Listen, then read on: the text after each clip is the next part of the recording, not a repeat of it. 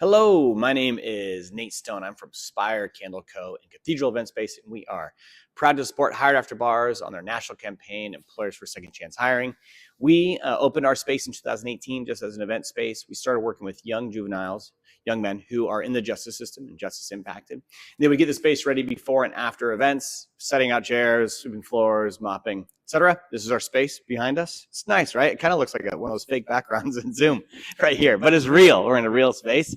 And we did that. And then in 2020, COVID hit, and all of a sudden we had no events and nothing for guys to do. And so we, just as a way to try and keep guys busy, started making candles. So 2020 is when we poured our first candles, and we kind of just never stopped going and just continued making candles.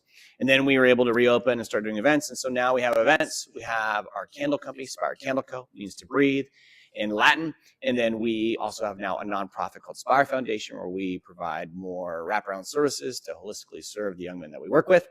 So far, we've worked with 69 young men and employed guys for over 14,000 hours of paid employment and invested over $350,000 back into community. This is Shane. Shane's our operations manager. I'll let him introduce himself.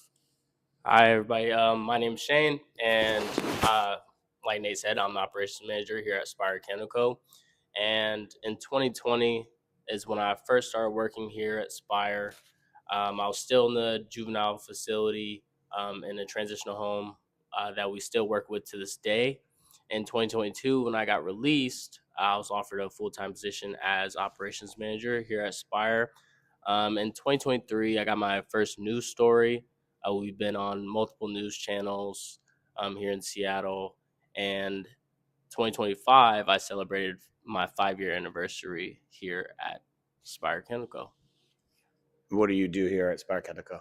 I'm a good Oh, interviewer. I run all candle operation, everything from making to selling, and I supervise the young men that we work with. And we work with young men actually when they're still in the justice system. So we start working with them when they are in a transitional home.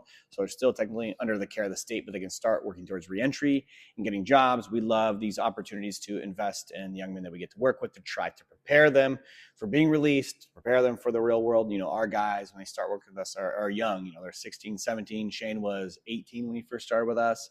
And so there's just so much that we can offer as we try to invest in and care for them. And we actually, I know this campaign is called Second Chance, but we actually say fair chance for most of our young men.